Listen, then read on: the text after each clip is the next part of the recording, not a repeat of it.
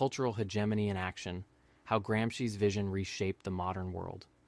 Most people think revolutions happen in the streets, with protests, riots, and coups. But what if the most successful revolution in history happened without a single shot fired? What if it happened inside the very institutions that shape our reality? Enter Antonio Gramsci, an Italian Marxist thinker whose vision didn't rely on armed rebellion, but instead on cultural transformation. His concept of cultural hegemony has reshaped the modern world, influencing politics, education, media, and even the way we think about truth itself. Let's break down how Gramsci's ideas took root and redefined Western civilization from within. Gramsci's big idea: control culture, control society. Gramsci believed that the ruling class doesn't maintain power through force alone. It does so by controlling culture. He argued that the ideas people accept as common sense aren't neutral. They are shaped by those in power to maintain their dominance. Instead of pushing for an immediate revolution, Gramsci proposed a long march through the institutions, a slow, deliberate infiltration of universities, media, entertainment, and politics. The goal?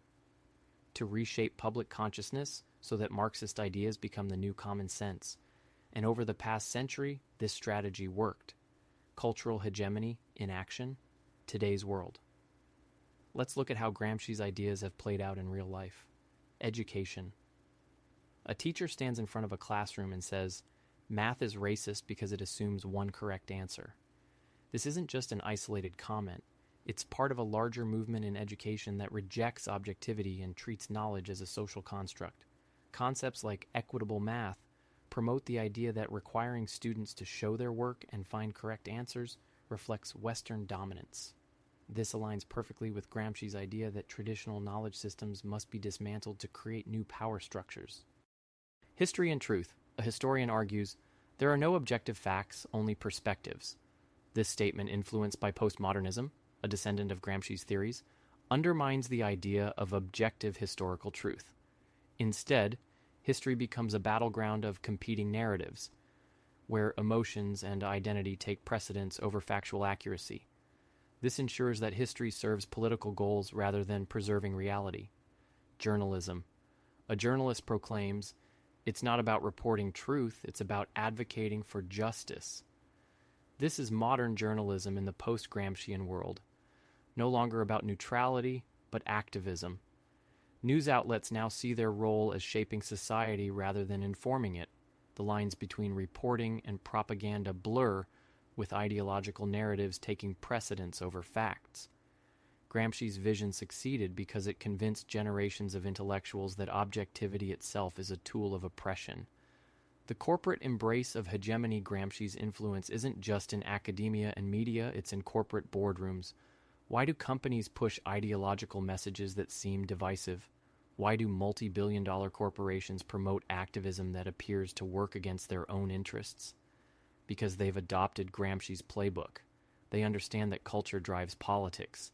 They shape narratives to keep power consolidated. They frame ideological compliance as moral progress. This isn't conspiracy, it's strategy. A strategy that's been unfolding for decades. What can be done? Now that we recognize Gramsci's influence, what can we do about it? 1. Reclaim education. Encourage schools that prioritize objective knowledge over ideological training. 2. Support alternative media. Challenge the mainstream narratives by promoting sources that value truth over activism. 3. Build parallel institutions. Instead of fighting for control of corrupted systems, create new ones based on truth, merit, and individual freedom. 4. Cultural hegemony only works when people don't realize they're being influenced. But once the illusion shatters, people start asking the right questions. And that's how real change begins. Gramsci's revolution was subtle, slow, and devastatingly effective. But the power of ideas cuts both ways. By understanding how cultural hegemony operates, we can reject narratives that seek to control us and rebuild institutions that serve truth. Knowledge is power. And now, you have it.